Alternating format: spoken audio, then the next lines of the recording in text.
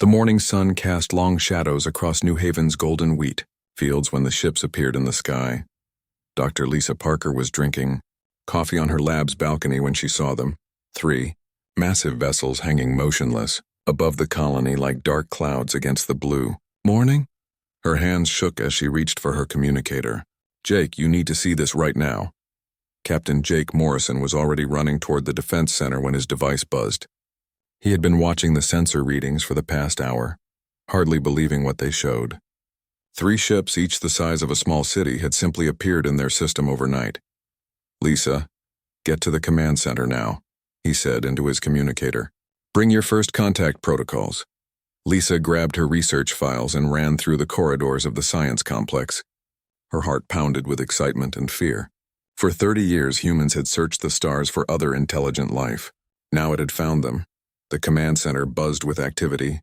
Commander Ryan Burke stood over the sensor displays, his face grim. Elena Vasquez sat at the communication station, adjusting frequencies and checking translation programs. Report, Morrison said as he entered. 3 vessels, unknown design, Burke replied.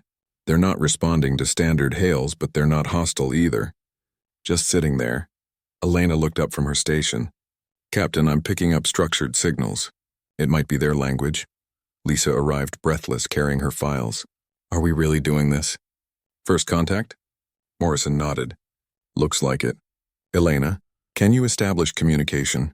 For the next 2 hours, Elena worked with the alien signals while Lisa prepared first contact protocols. The messages were complex, but patterns emerged. The aliens were trying to communicate. Finally, Elena's face lit up. I think I have something. Basic mathematical concept. They understand we're intelligent. The main screen flickered and an image appeared. The alien was tall and thin, with pale blue skin and large dark eyes. Its face was angular, almost reptilian, but it wore what looked like formal clothing. Greetings, the alien said in surprisingly clear English. I am Commander Zexai of the Zephyrian Empire. We have learned your language from your broadcasts. Lisa stepped forward, her scientific training taking over. Welcome to New Haven, I'm Dr. Lisa Parker. We're honored to meet you. The alien's expression was hard to read. We offer the humans of this world a great opportunity. The Zephyrian Empire spans 1,000 systems. We bring order and purpose to the galaxy. Morrison joined Lisa in front of the screen. I'm Captain Morrison, defense commander of this colony. What kind of opportunity? Submission, Zexai said simply.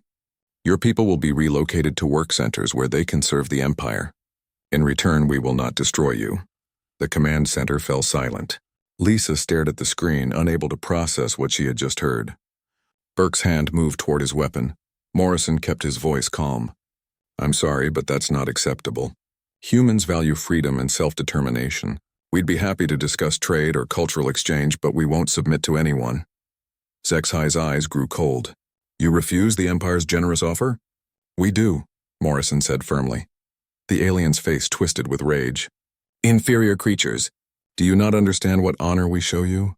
We offer servitude instead of extinction, and you dare refuse. Lisa tried to step forward.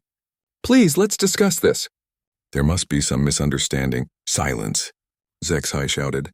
I am Overlord Vextar, Supreme Commander of this sector. Your species has shown itself to be rebellious and worthless. The Empire has no use for vermin that will not serve. The screen went black. Burke was already moving. All defensive systems online. Signal the other colonies. Get everyone to the shelters. Morrison grabbed the colony-wide communication system. This is Captain Morrison. All civilians to emergency shelters immediately. This is not a drill. Elena stared at her displays. Captain, they're powering weapons. Through the command center's windows, they could see the alien ships beginning to glow with angry red light. The peaceful morning was about to end. Lisa grabbed Morrison's arm. Jake, there has to be another way. They're the first alien species we've ever met. We can't let it end like this. They made the choice, not us, Morrison replied grimly. He turned to his crew. All defensive batteries, prepare to fire. Ryan, get me the militia. The first energy beam struck New Haven's shields like lightning. The entire building shook and the lights flickered. Through the windows, they could see the shield dome glowing as it absorbed the impact. Shields holding at 90%, Burke reported. Another blast hit, then another. The Zephyrians were testing their defenses, learning their weaknesses. Elena worked frantically at her station. I'm trying to reach the other colonies, warn them what's coming. Morrison opened a channel to all human settlements. This is New Haven. We are under attack by hostile aliens calling themselves the Zephyrian Empire. They demand our submission or they will destroy us. We refused. Prepare for war. Outside, the shield dome flickered under constant bombardment. The alien ships had moved closer, and smaller craft were launching from their bellies like angry wasps. Lisa watched in horror as the peaceful world she had called home for 5 years became a battlefield. They didn't even try to understand us, she whispered. They didn't want to, Morrison replied. Burke, how long can the shields hold? At this rate, maybe 6 hours. Morrison opened another channel, this one to Earth and all human worlds. This is Captain Jake Morrison of New Haven Colony. We have made contact with an alien empire that demands our complete surrender. When we refused, they attacked our civilian population. We are fighting for our lives against an enemy that sees us as nothing more than vermin to be exterminated or enslaved. The bombardment intensified. Through the command center's reinforced windows, they could see explosions lighting up the sky as the shields absorbed hit after hit. Jake, Lisa said quietly, what if they're right? What if we are just primitive compared to them? Morrison looked at her with steel in his eyes. Then we'll show them what primitives can do when they're fighting for their homes and families. The shield dome flickered again, weaker now. In the distance, civilian transports were launching, carrying refugees to safety. But Morrison knew most of New Haven's people wouldn't make it off-world in time. Elena looked up from her station with tears in her eyes. Message sent to all human colonies, Captain. They know what's happening here. The shields failed with a sound like breaking glass. The first Zephyrian fighters screamed over the colony, energy weapons carving burning scars across the landscape. Morrison gripped his weapon and looked at his team. Whatever happens here, make sure they remember what they did to New Haven. Make sure humanity knows who started this war. The battle for New Haven had begun, and with it, the bloodiest conflict the galaxy had ever seen. The screaming started at dawn on the second day. Lieutenant Noah Williams crouched behind the wreckage of what had been the colony's main hospital. Through the smoking ruins, he could see Zephyrian soldiers moving through the streets, their energy weapons cutting down anything that moved. They weren't just killing soldiers anymore. They were killing everyone. Williams pressed his communicator closer to his ear, trying to hear Captain Morrison's voice through the static. All units fall back to Checkpoint 7. We can't hold the city center. But Checkpoint 7 was already burning. Williams had seen it destroyed an hour ago by orbital bombardment. The aliens weren't just conquering New Haven, they were erasing it from existence. A scream cut through the morning air. Williams peered around the concrete rubble and saw a group of civilians running from a collapsed apartment building. A Zephyrian soldier raised his weapon and fired without hesitation. The energy beam cut through the fleeing family like they were nothing. Children. The bastards were killing children. Williams aimed his rifle and fired 3 quick shots. The alien soldier fell, but more were coming. Always more. His communicator crackled again. This time it was Dr. Parker's voice, weak and full of static. Anyone? Anyone still alive out there? The research station is surrounded. They're not taking prisoners, Williams wanted to respond, but movement caught his eye. A small transport ship was lifting off from the spaceport overloaded with refugees. Zephyrian fighters immediately moved to intercept it. No, no, no, Williams whispered, but he could only watch as energy beams lanced out from the alien fighters. The transport's shields held for a few seconds, then collapsed. The ship exploded in a ball of fire, taking hundreds of innocent people with it. That was when Williams understood. This wasn't a war. It was extermination. On the other side of the colony, Captain Morrison stood in the ruins of the defense center, blood running down his face from a head wound.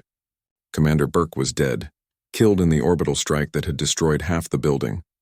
Elena Vasquez was trying to keep the communication system running with equipment held together by spare wire and determination. Elena, can you still reach the other colonies? Morrison asked. She nodded, tears streaming down her face. Yes, but Captain, they need to see this. They need to know what these things really are.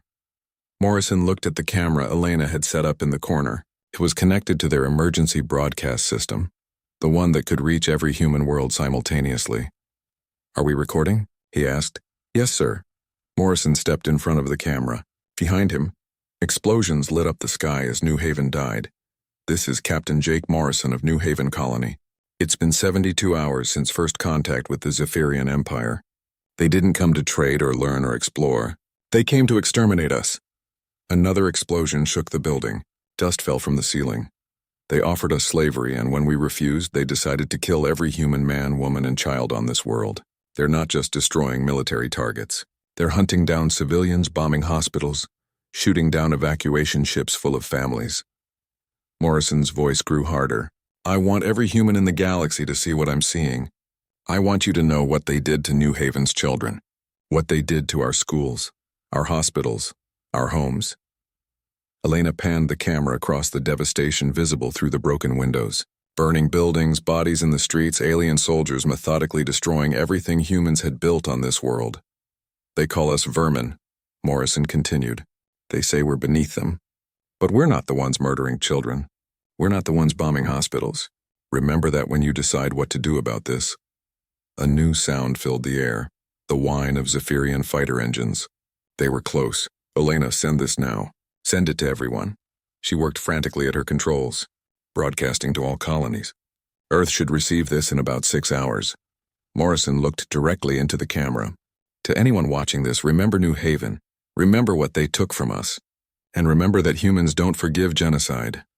The building shook as energy weapons struck the outer walls. Zephyrian soldiers were breaking through the defense perimeter. Sir, we need to go, Elena said. But Morrison wasn't finished. They wanted to see how humans respond to extermination. They're about to find out. The transmission cut as the defense center exploded. Lieutenant Williams was still alive, hiding in the ruins of the medical district when he saw the last transport ship preparing to launch. It was damaged, overloaded, and surrounded by alien patrols. But it was their only chance. He ran through the smoking streets, dodging energy blasts and falling debris. Other survivors joined him, civilians, soldiers, anyone still breathing who could run. They reached the spaceport just as the transport's engines fired up. The ship's captain, a merchant named Sam Foster, was shouting orders to get everyone aboard. Move, move, move! We can't wait much longer. Williams helped push civilians up the loading ramp. An old woman, a family with 2 small children, a wounded soldier from the colonial militia.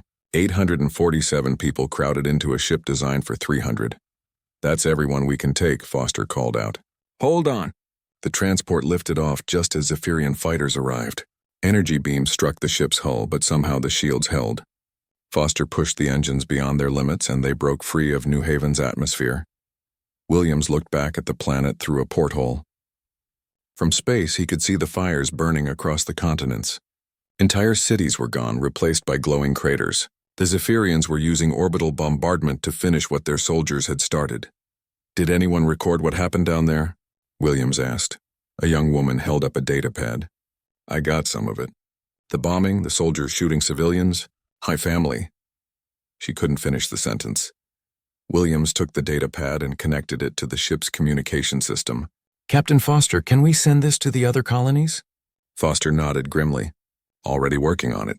Every human world needs to see this. 6 hours later, Admiral Kate Sullivan stood in the emergency session of the Colonial Defense Council on Earth. The room was filled with military commanders, planetary governors, and civilian leaders. Everyone had seen Morrison's final transmission.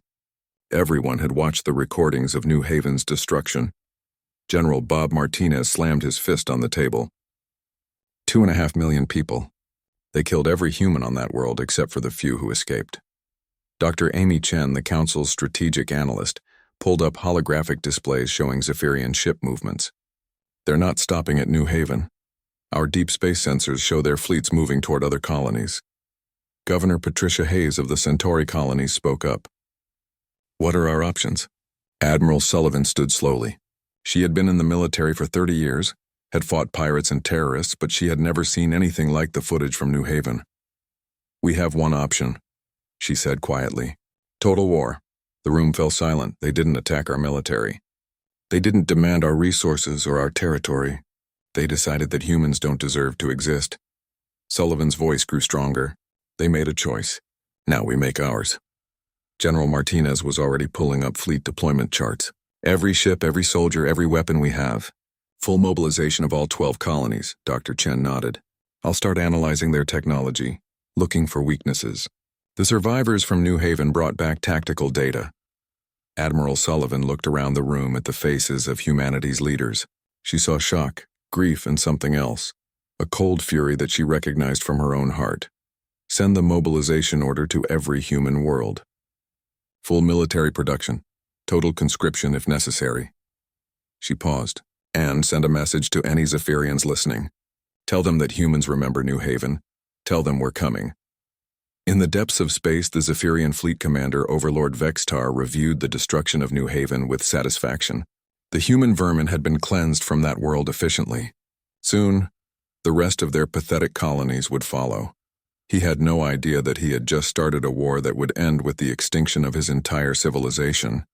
6 months after New Haven, humanity had changed beyond recognition.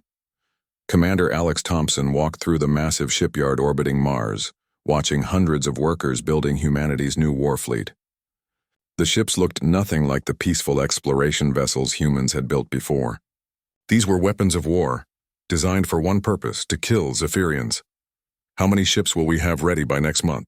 Thompson asked Dr. Maria Santos, who was reviewing the construction reports on her tablet.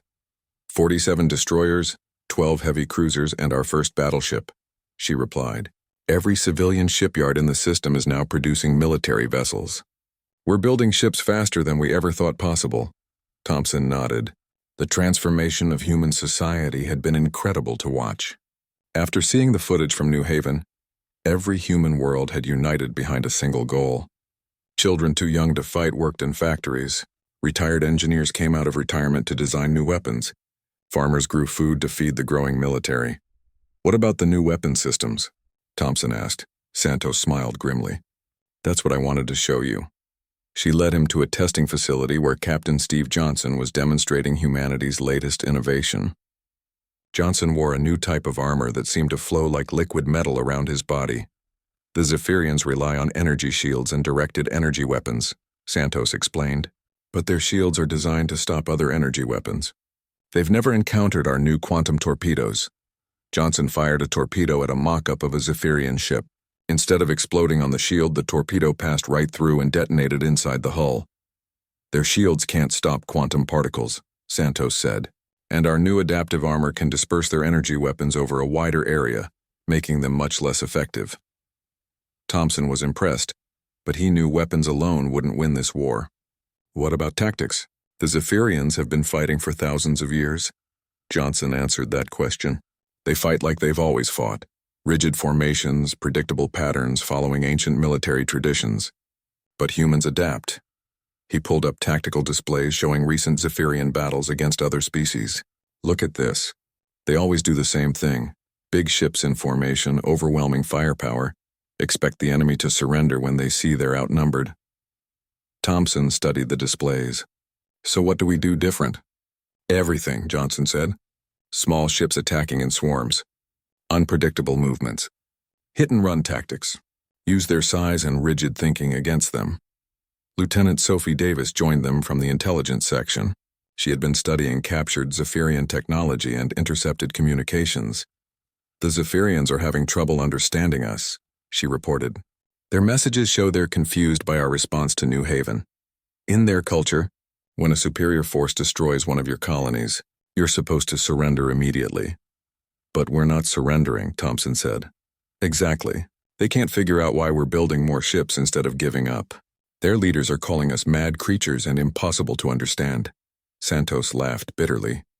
They understand us fine. They just don't like what they see. The first test of humanity's new approach came 3 weeks later in the Kepler 442 system. Admiral Sullivan led a fleet of 30 human ships against a Zephyrian patrol force of 12 vessels. The Zephyrians expected a traditional battle, 2 fleets facing each other, exchanging fire until one side retreated. Instead, the human ships scattered in all directions, attacking from multiple angles simultaneously. Sullivan watched from her command ship as her smaller vessels swarmed the enemy like angry hornets. The Zephyrians tried to form their traditional battle line, but the humans refused to cooperate. 3 ships would attack from the front while 5 more hit from behind. Just as the aliens turned to face the new threat, another group would strike from the side. Torpedo spread. Target their command ship, Sullivan ordered. The quantum torpedoes passed through the Zephyrian shields like they weren't there. The alien command vessel exploded in a ball of fire, leaving the rest of their fleet confused and leaderless. Captain Johnson had been right. The Zephyrians had no idea how to fight an enemy that refused to follow their rules. But the real breakthrough came when Lieutenant Davis led a boarding party onto a damaged Zephyrian ship. While the aliens tried to repel the attack with their usual tactics, Davis and her team used something the Zephyrians had never encountered: individual initiative.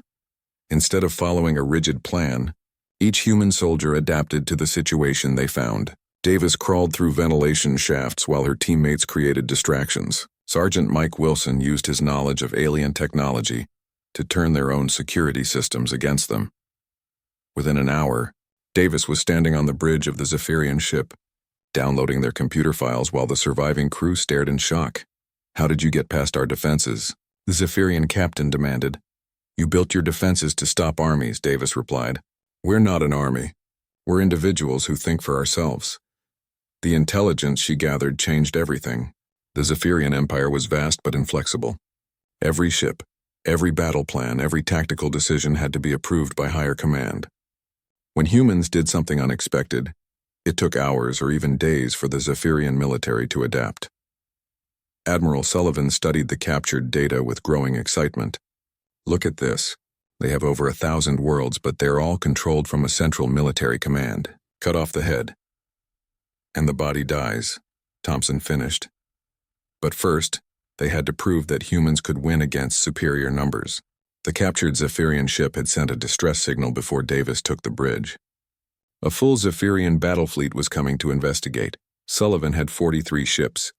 The Zephyrians were bringing over 200. "Admiral," her communications officer reported, "the Zephyrian fleet has arrived. They're demanding our surrender." Sullivan opened a channel to the enemy fleet. The Zephyrian commander appeared on screen, a tall, arrogant-looking alien in elaborate military dress. "I am War Leader Kethavar of the Zephyrian 4th Fleet," the alien announced. "You will surrender immediately or be destroyed." Sullivan smiled coldly. "This is Admiral Sullivan of the Human Colonial Defense Force. You murdered 2.5 million civilians on New Haven. We don't surrender to genocidal maniacs." The Zephyrian's eyes widened in surprise. "You are outnumbered 5-1. Surrender is your only option." "Maybe you didn't hear me the first time," Sullivan replied. "We're humans. We don't surrender. We adapt." She cut the communication and turned to her fleet commanders. "All ships execute Plan Chaos. Show these aliens what happens when they pick a fight with humanity." The human fleet scattered in all directions, each ship following a different course. The Zephyrians tried to pursue, but their large, slow vessels couldn't keep up with the smaller, more agile human ships. Then the real attack began. Groups of human ships would appear without warning, launch their quantum torpedoes, and disappear before the Zephyrians could respond. The aliens tried to form defensive formations, but the humans simply attacked from different angles. Captain Johnson led a group of 5 destroyers in a series of lightning raids on the Zephyrian supply ships. While the enemy battle fleet chased shadows, Johnson systematically destroyed their fuel and ammunition vessels.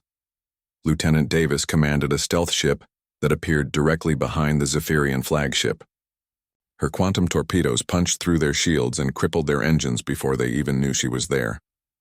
Commander Thompson coordinated the chaos, making sure that every human ship knew where to strike next. The Zephyrians had superior firepower, but they couldn't hit targets that refused to stay still long enough to be shot. After 6 hours of battle, War Leader Kethavar found himself alone on a damaged flagship, surrounded by the wreckage of his once mighty fleet. Every other Zephyrian ship had been destroyed or disabled. Admiral Sullivan's voice came over his communication system. "This is what happens when you underestimate humans. We remember New Haven. We remember what you did to our children, and we're just getting started." The news of humanity's first major victory spread across both human and Zephyrian space. On human worlds, people celebrated in the streets. On Zephyrian worlds, military commanders stared at their battle reports in disbelief.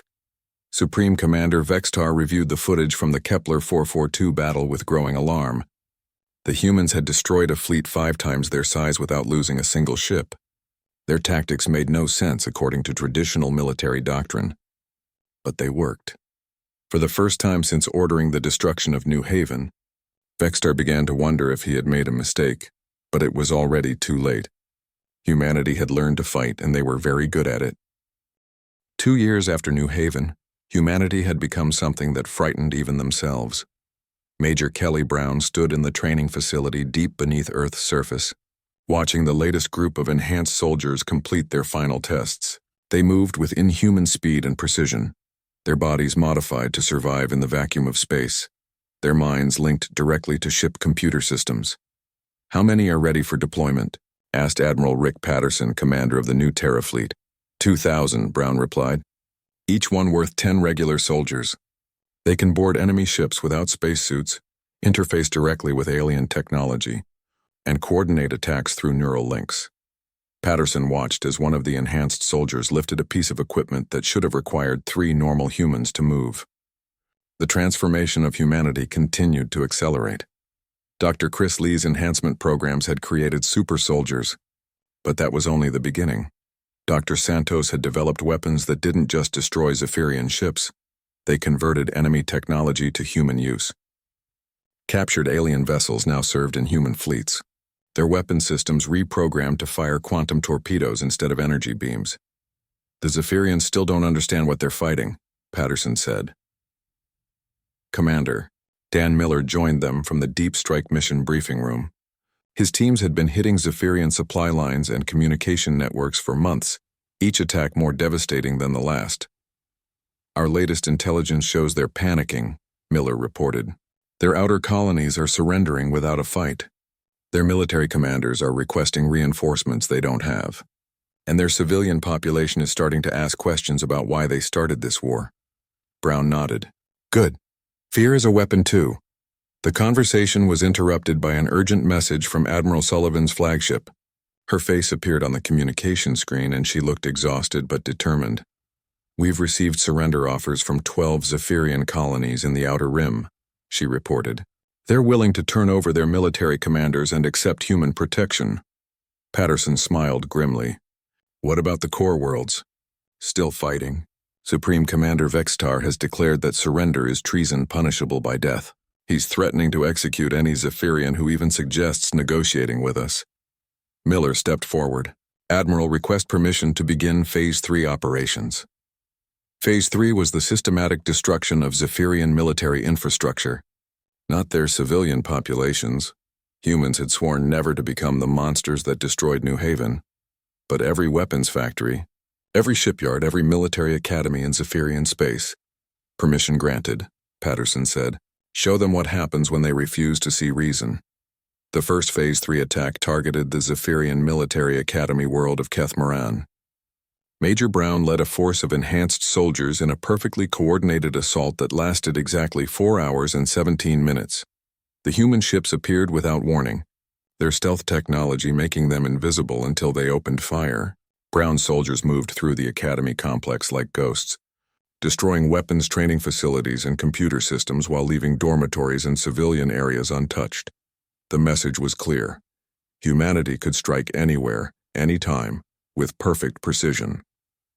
They could have killed everyone on the planet, but they chose not to. The restraint was more terrifying than any massacre. Lieutenant Sophie Davis, now a commander in the intelligence division, monitored Zephyrian communications during the attack. "Their military leaders are calling it impossible," she reported. "They can't understand how we got past their defenses without being detected." "Because they still think in terms of big fleets and massive battles," Miller replied. "They've never faced an enemy that can adapt faster than they can respond." The Kethmoran attack was followed by strikes on 17 other military facilities across Zephyrian space. Each attack was surgical, precise, and devastating. Weapons factories exploded. Communication centers went dark. Training facilities became smoking ruins. But the civilians were always left unharmed. Human soldiers would walk past Zephyrian families to destroy military targets, then disappear as quickly as they had come. The psychological effect was exactly what humanity had intended. Zephyrian military morale collapsed as their soldiers realized they were fighting an enemy they couldn't predict, couldn't catch, and couldn't defeat. Supreme Commander Vextar's response was to become more brutal. He ordered the execution of any Zephyrian commander who lost a battle to humans. He declared martial law on all Zephyrian worlds. He even threatened to destroy his own colonies rather than let them surrender to humanity. "He's making our job easier," Davis observed during a strategy meeting. "Every brutal order he gives, every execution, every threat turns more of his own people against him." Admiral Patterson studied the tactical displays showing human forces throughout Zephyrian space. They had come so far from the peaceful explorers who first encountered the aliens at New Haven. "Are we still human?" he asked quietly. The question hung in the air. Major Brown was the first to answer. "The Zephyrians at New Haven killed children," she said. "They burned hospitals. They hunted down refugees trying to escape. But we've never done that. Every attack we make is against military targets. Every world we liberate, we protect the civilians." Miller nodded. "They made us into weapons, but we chose what kind of weapons to become." Patterson considered this. The enhancement programs had changed human bodies.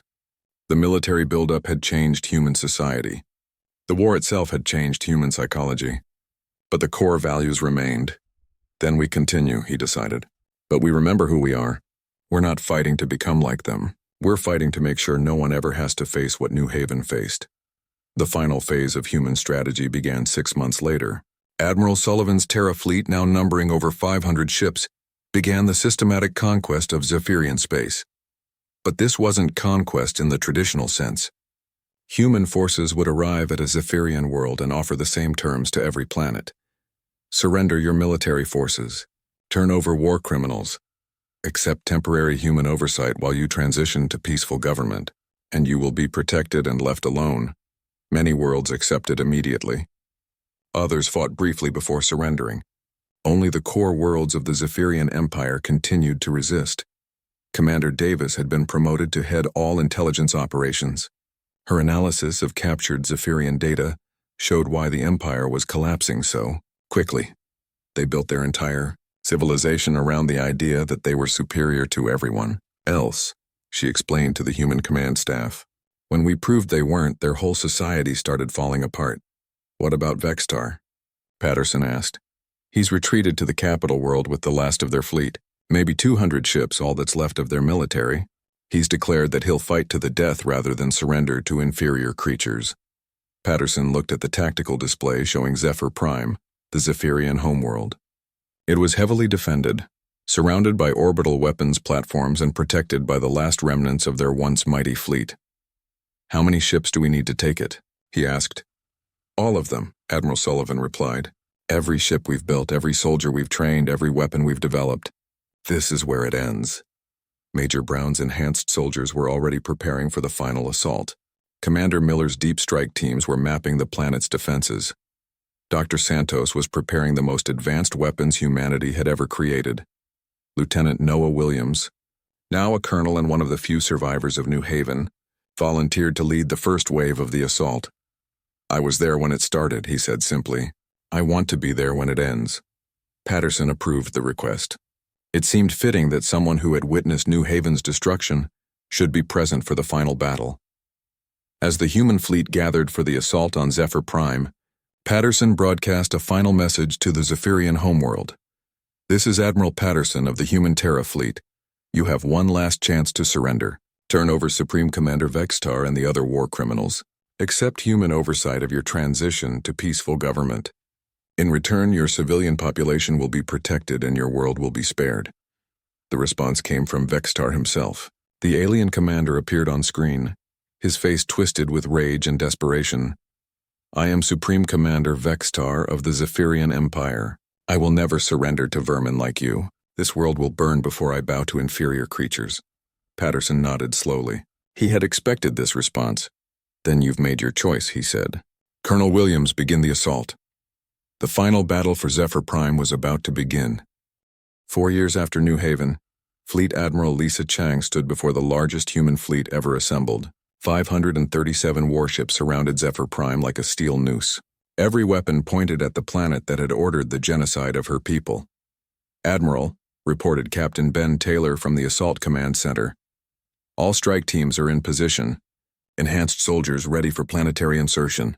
Chang studied the tactical displays. The Zephyrian homeworld bristled with defensive weapons, but she could see the desperation in their positioning. They had pulled ships from across their dying empire to make this last stand. "Dr. Roberts, are you ready with the broadcast?" she asked. Dr. Nick Roberts, humanities psychological warfare specialist, nodded from his station.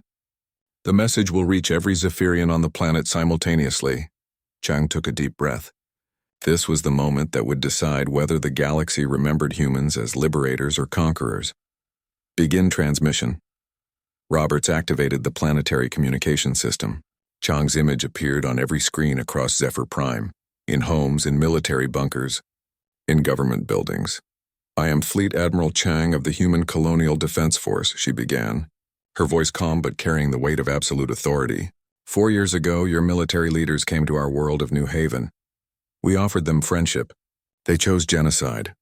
On the planet below, millions of Zephyrians watched in silence. Many had never seen a human before. They had been told humans were primitive vermin, barely intelligent creatures that needed to be exterminated for the galaxy's good. But the being on their screen spoke with intelligence and restraint. Her fleet could have simply destroyed their world, but instead she was talking. "Your Supreme Commander Vextar ordered the murder of 2.5 million human civilians, including children. He called us inferior creatures and declared that we should be slaves or corpses." Chang's voice hardened. "He was wrong about our nature, but he was also wrong about yours." She gestured to displays showing captured Zephyrian civilians and soldiers who had surrendered to human forces. They were unharmed, living peacefully under human protection. "We have conquered 43 of your worlds. Not one civilian population has been harmed. Not one child has been killed in retaliation for New Haven. We are not the monsters your leaders told you we were."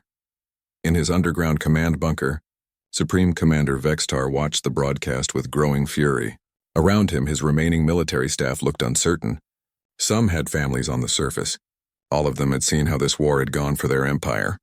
"Turn off that transmission," Vextar screamed. "Sir," his communications officer replied hesitantly. "The humans have overridden our systems. We can't stop the broadcast," Chang continued her address. "We offer the people of Zephyr Prime the same terms we have offered every world in your former empire. Surrender your military forces. Turn over those responsible for war crimes. Accept temporary human oversight while you transition to peaceful self-government. In return, you will be protected and left alone." She paused, letting the words sink in across the planet. "But understand this, we will have justice for New Haven. The choice is whether that justice comes through law or through war." Vextar activated his own broadcast system. "Citizens of the Empire, do not listen to these creatures. They lie. They seek to enslave us all." But his words fell on deaf ears. Too many Zephyrians had friends or relatives in the surrendered colonies. They had heard the truth. Humans protected those who surrendered and only fought those who continued to resist. "Sir," one of Vextar's junior officers said quietly, "perhaps we should consider—" Vextar drew his sidearm and shot the officer dead. "The next person to suggest surrender will join him." But rebellion was already spreading through the Zephyrian military.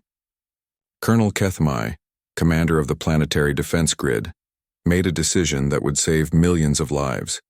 He opened a channel to the human fleet. "This is Colonel Kethmai of the Zephyrian Defense Corps. I am prepared to disable our orbital weapons in exchange for protection of civilian populations." Chang replied immediately. "Granted. Begin shutdown of defensive systems." Vextar watched in horror as his own officers began surrendering their positions. The orbital defense platforms powered down one by one. Ground-based missile sites went offline. His empire was collapsing from within. "Activate the planetary destruction device," he screamed to his remaining loyal officers. Captain Zoe Mitchell, monitoring Zephyrian communications from her intelligence ship, heard the order and immediately warned the assault teams. "All units, priority alert. Vextar is attempting to activate a doomsday weapon. Estimate 12 minutes until planetary destruction." Colonel Taylor's enhanced soldiers were already moving. They had been waiting in stealth positions around the capital city, ready to strike at key targets. Now they had a new mission: prevent the annihilation of an entire world. Colonel Noah Williams led Team Alpha directly into Vextar's command bunker. The enhanced soldiers moved through Zephyrian defenses like they weren't there. their modified bodies allowing them to survive weapons that would have killed normal humans. Williams kicked down the door to Vextar's command center just as the doomsday device reached 50% charge. "Stand down," Williams ordered, his weapon trained on the Supreme Commander. Vextar looked at the human soldier with a mixture of hatred and disbelief. You're one of the vermin from New Haven. You should be dead." "I survived to see this moment," Williams replied coldly. "Turn off the weapon, never. I will not let my world fall to inferior creatures." Vextar lunged for the device's activation control. Williams shot him twice in the chest, but the alien commander's hand still reached the button. The doomsday device activated. Williams grabbed the control panel and began frantically trying to shut down the system. His enhanced neural interfaces allowed him to connect directly to the Zephyrian computer. But the countdown was already below 3 minutes. "I can't stop it," he reported to Admiral Chang. "The system requires authorization. Codes I don't have." Chang made a decision that defined humanity's character. "All ships begin immediate evacuation of the planetary surface. Priority on civilian populations. We save as many as we can." For the next 2 minutes and 37 seconds, human ships descended into Zephyr Prime's atmosphere, loading refugees as fast as their transport bays could accommodate them. They saved over 3 million Zephyrian civilians before the planet's core destabilized. Williams and his team remained in the bunker, still trying to stop the countdown. With 15 seconds left, he managed to partially disable the device. Instead of completely destroying the planet, it only rendered the surface uninhabitable. Zephyr Prime would survive, though it would be centuries before anyone could live there again. Williams survived the explosion in his enhanced armor, but he was the only human still on the planet when it ended. 6 months later, Captain Mitchell presided over the War Crimes Tribunal aboard the human flagship Vengeance. The surviving Zephyrian leadership faced judgment for genocide, while the civilian populations they had tried to murder watched from safety aboard human ships. The Zephyrian Empire ordered and carried out the systematic extermination of human civilians. Mitchell read from the charges. They murdered children, bombed hospitals, and hunted down refugees. They showed no mercy and accepted no surrender. The surviving Zephyrian commanders were sentenced to exile on a distant world under human supervision. Their military technology was confiscated. Their empire was dissolved forever, but the Zephyrian people were given new hope. Under human guidance, their worlds transitioned to peaceful democratic governments. The rigid caste system that had made them willing to commit genocide was replaced with individual rights and freedoms. Admiral Chang visited New Haven on the 5th anniversary of the massacre. The world had been rebuilt, its cities even more beautiful than before. A memorial stood at the center of the capital, bearing the names of every person killed by the Zephyrians. Elena Vasquez, now serving as ambassador to the former Zephyrian worlds, met Chang at the memorial. "How are they adapting?" Chang asked. "Better than we expected," Elena replied. "The younger generation especially. They're learning that cooperation works better than domination." Chang read the inscription on the memorial. They tested humanity's capacity for fury. They discovered it was absolute. They learned that genocide is not just a crime against the dead, but a debt that the living will always collect. "Do you think they understand now?" Chang asked. Elena nodded. "They understand that humans can be the galaxy's best friends or worst enemies. The choice belongs to those who encounter us." Around them, human and Zephyrian children played together in the memorial gardens, their laughter a promise that the future would be different from the past.